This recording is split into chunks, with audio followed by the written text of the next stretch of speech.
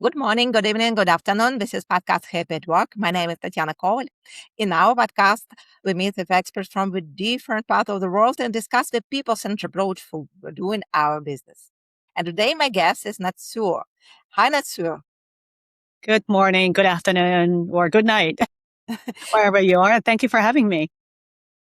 Natsuyo, today we decided to discuss topics about culture and how we can make a focus on every particular person. An interesting conception of the cultural front. But before we start to go deeply in this conception, I want to ask you firstly, what do you think, why today the topic of culture and communication are so important?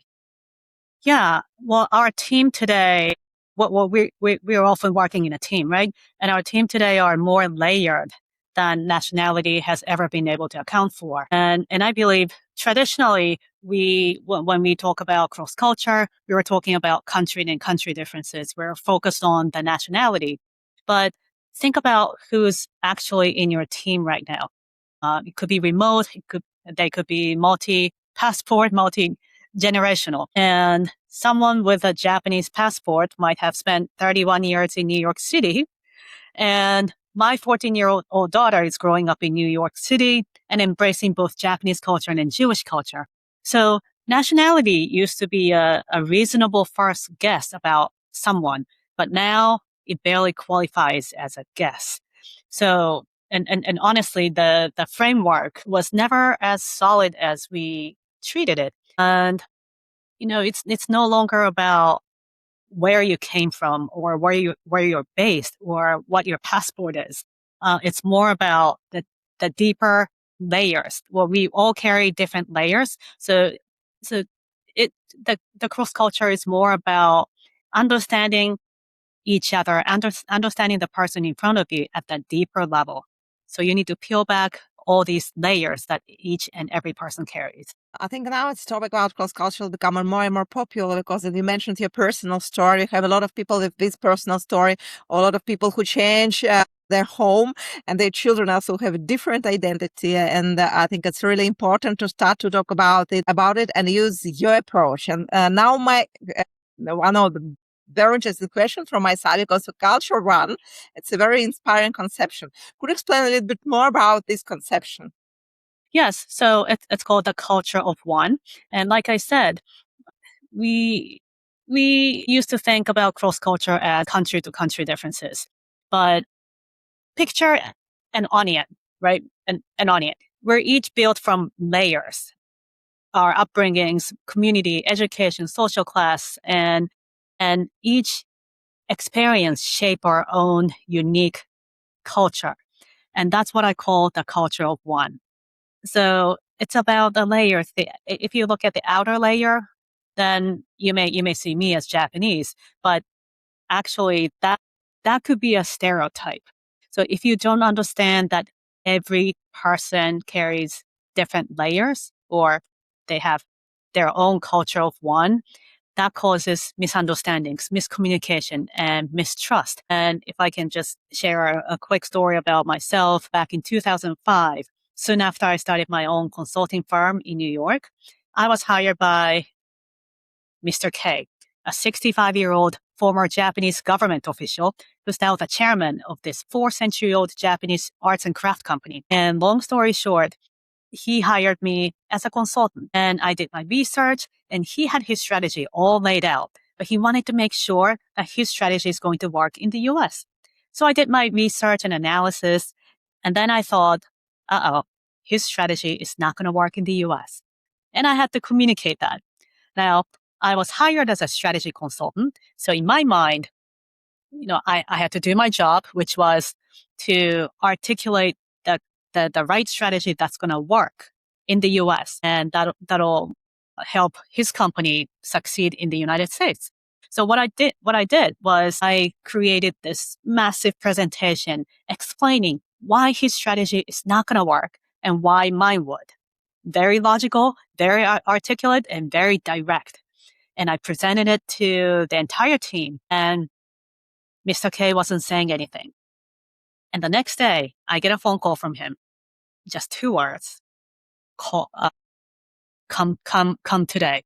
So I went to his office and he was furious. He said, "Who do you think you are?"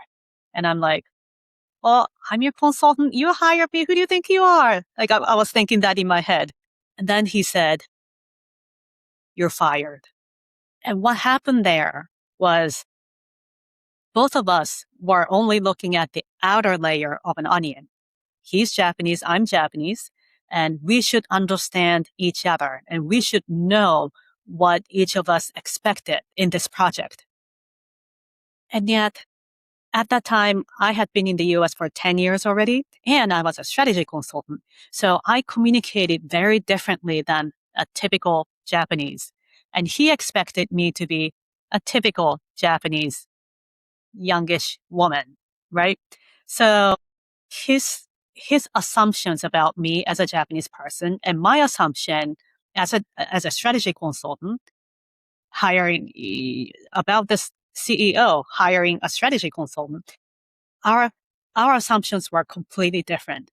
So when you apply your own common sense or your assumption based on the outer layer of an onion, that causes misunderstandings, miscommunication, and mistrust. So really understanding that each and every person carries different layers and different culture of one is really, really important in the diverse workplace right now. It's a really deep story about, I think, deep insights. May I ask you, what if you do this work right now, when you know everything you know about the culture of fun, about this approach, what could you do another way in this situation, in this project?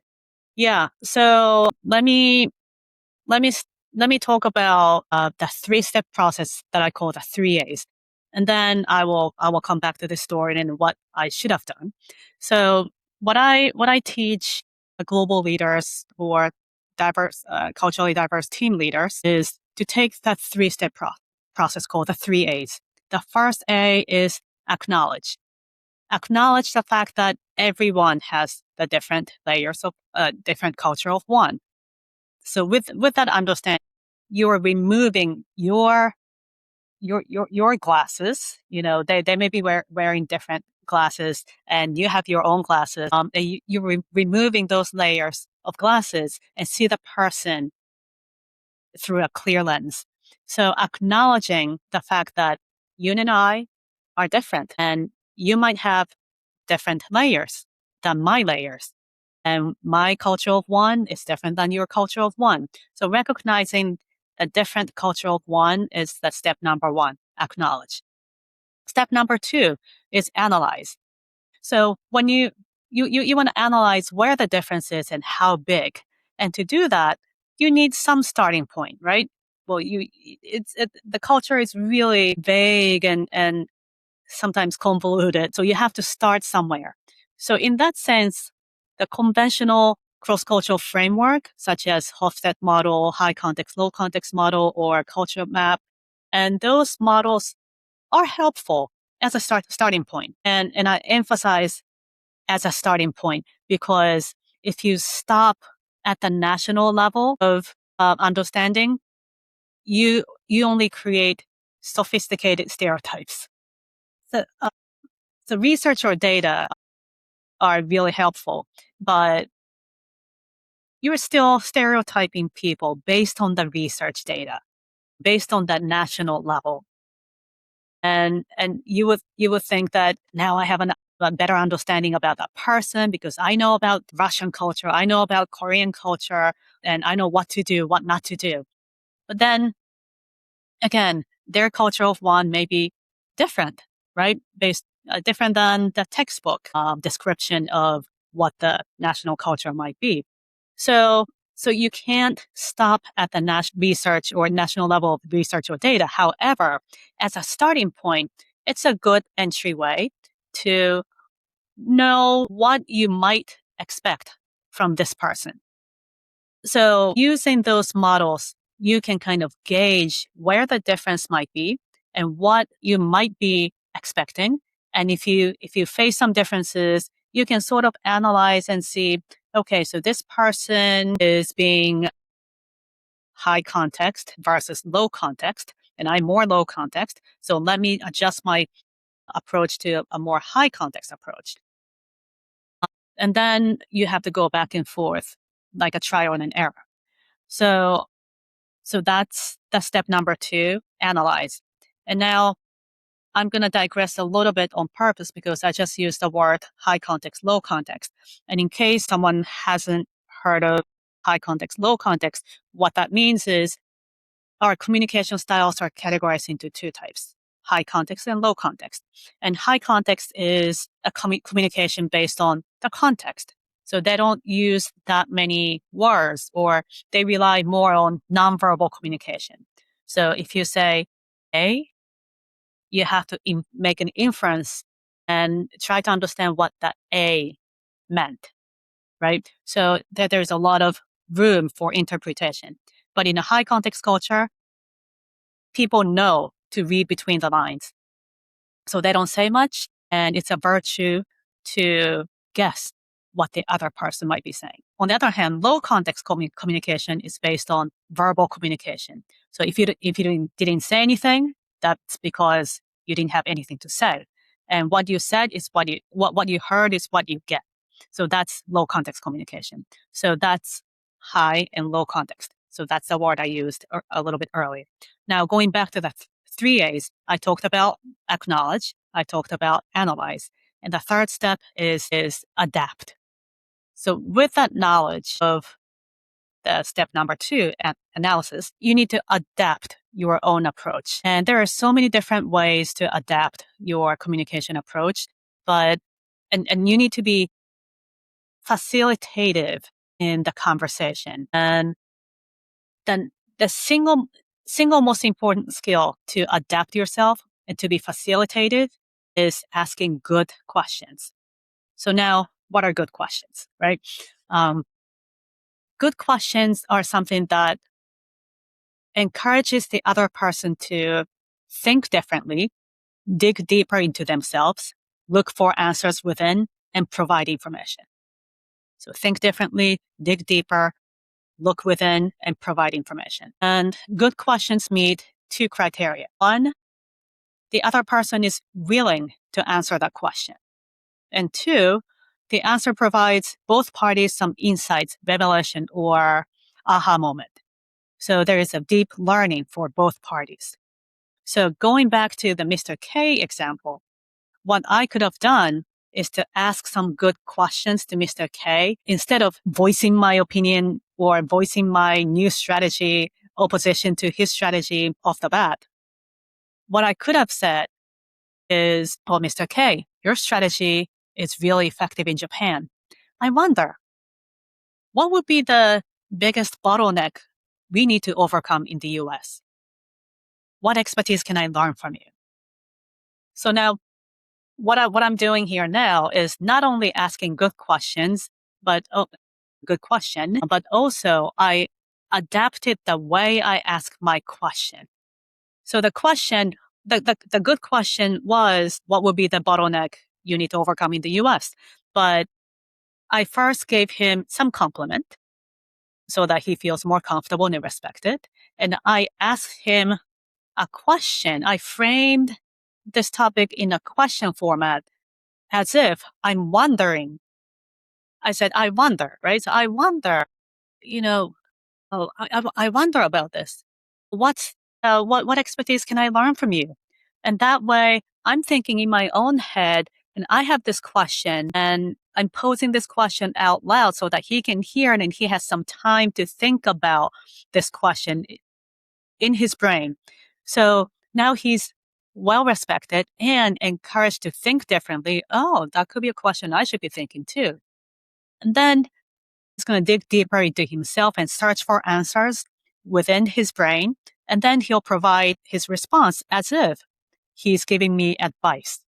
But what I'm doing actually is facilitating his thought process so that I'm kind of directing his thought process in a strategic way in a question form so that he feels respected and he feels that he came up with this idea. I actually drew out that answer from within him. So that's what I said it in like I described this technique in just a few minutes, but it takes a lot of practice. It's one of the facilitation skill technique that I teach in a corporate workshop setting. But asking good questions is the best way to probe the other person's thought process, and it starts the willingness. It creates willingness on both parties to start adapting to each other. So acknowledge, analyze, and adapt. I think it's That was a really long answer. yeah, but it's very well. So it's a great framework of 3 A's and also the good ideas about asking questions. It's very interesting from my side to know when you told about your story, you told about the expectation.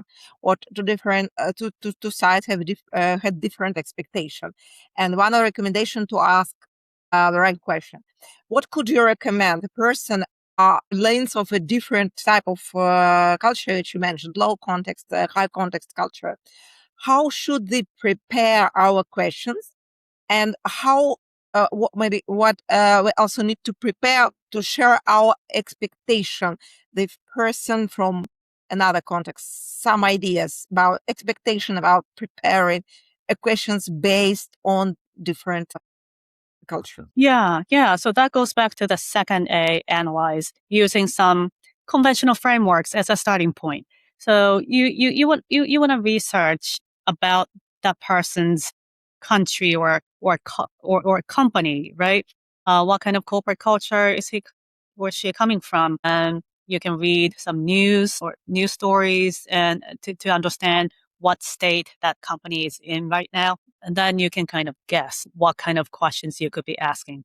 And also, when you craft good questions, the good questions are in the a blind spot. Like if you ask a question about something they're always thinking about, then there's no insights, right? There's no learning. So that's not a good question. But if you ask a question about something that's totally outside of their area or something that they have no clue about, then there's no insights either. So that's also not a good question. So good question sits right in between those two. It's like a blind spot. You can start with what's already on their mind, but shift the angle just enough to help them see it from a different lens. So this different angle is where a new insight lives. So you want to direct good questions toward that blind spot or that angle. So to find that angle, you have to go back and forth with a conversation. So it's not a questions, it's not a list of questions you prepare and you ask those questions as they are written, but you can start with a couple of questions that you prepare based on your research. But then you find this interesting angle that might be interesting on that angle for the other person. And it's an ongoing flowy process. It's not static. It's like this podcast, right? As a podcaster, you might have prepared your questions, but as the conversation goes, you'll, shift away from the prepared list of questions. It's a conversation. So you need to be listening to the other person and you need to be shifting, or you need to be willing to shift from what you have prepared. Absolutely. It's because it's a dialogue means for both sides what you could be flexible. Could you could hear another person understand, and based on it, maybe something more useful for your conversation. Yeah, it's a human connection, right? So, you don't create connection based on something that's written out and all prepared. It's fluid. Yeah, communication is not static. So I know what you are working a lot, the different organizations with leaders and also with a cross-cultural team. So the teams which have people from a different background in different countries. Could you also give some recommendation to leaders, maybe to HR in this organization? How should they prepare their leaders for working this type of teams? Maybe like you said, to make analysis, to be prepared, to acknowledge another person, to understand the other person is different from you. how it's better prepare the leaders understand what your style is not a style for all of your teammates. Maybe they have differences and you need to respect it. So first, maybe you need some preparation or a stage of analysis. What should they analyze about their teams? What is the best? Maybe some practical ideas, the frameworks, and also practical ideas, examples which you could share, which helps people from HR who will hear, or leaders, of course, who will listen our conversation, prepare for working this. Your approach is culture of one, and there is cross-cultural issues. I think it's not cross-cultural; it's issue of what we are different. It's a diversity culture, a culture Right. of diversity. Yeah. So to prepare, so what do they need to do to prepare their leaders, right? So that's a question. Well, so that's where I come in as a corporate trainer slash facilitator. So what I often do with corporations is to go through the 3-step process throughout the training and workshop. And one of the things I did recently, which was very interesting, is in the second process, analyze, I had everyone self-analyze what their tendencies are using a conventional model. In that case, I use Hofstede model and high context, low context model, and I had them map out where they think they are typically in a work setting. And then I had them group into teams of 4 to 5 people, and I had them compare their mapping. And on a flip chart, I had them map out their tendencies in one flip chart. And then their differences, different tendencies became visible, right? And I had them talk about, oh, I never knew my style was so different than your style in terms of risk taking, right? So I'm more risk averse and you are more risk tolerant. And so you tend to, when problem happens, you tend to keep moving forward as you solve problems, but I tend to step back, or maybe 2 steps or 3 steps back, and try to find out what the root of the cause was. Then I would be stalling the project when you want to move forward, and that creates a huge gap. So that kind of conversation was so eye-opening that they never saw their differences in a visible form. So that created a really good, solid foundation of understanding each other. And then we moved on to the third step, adapt. And we practiced how to craft good questions. And then I had them do some exercise, and there was a case study, and we also used a real life example and had them discuss a certain topic. And of course, they go back to their own natural communication and they forget to ask questions. And they may be asking questions, but those questions are not good, or they're just simple questions that don't generate some new insights. So I kept facilitating and I kept reminding, so what good questions can you ask? Can you widen the other person's thoughts by asking a certain question, or can you deepen their thoughts, or can you help them move forward? So good questions have 3 dimensions: widen their thoughts, deepen their thoughts, and move them forward. So which direction can you use right now? And then they started to be able to create better questions. So in corporate workshops, I take them through each day, step by step. But what's really that's how the corporations can prepare the leaders to have a solid foundation. But what's even more important is, after the workshop or training, they go back to their own lives, and they're buried in their daily activities, and they forget. So the continuity is so important. So one thing I always remind all the workshop participants, or the leaders, is take one thing that you learned in this workshop and write that down as an action plan and put it on your desk and practice that at least once every single day. And in this workshop that I told you about, many of them said the best takeaway was to ask good questions. So I hope they're practicing asking good questions every day. And one of them said, when I prompted them to ask good questions, the whole conversation shifted. So she said that really reminded her how little they're using questions in their daily conversations. So, whether your action plan is to ask good questions or something else, keep using that skill that you learned in your workshop or whatever setting, and keep practicing it continuously. So again, going back to your original question, how can corporations prepare the leaders with a foundation? The not just a regular workshop about how to navigate through the Japanese culture, or how to be successful in America, but have a really meaningful, practical workshop, which I try to lead. And then, so have that opportunity and build some continuous system so that they can follow up and they can follow through what they decided they will learn. And so totally agree.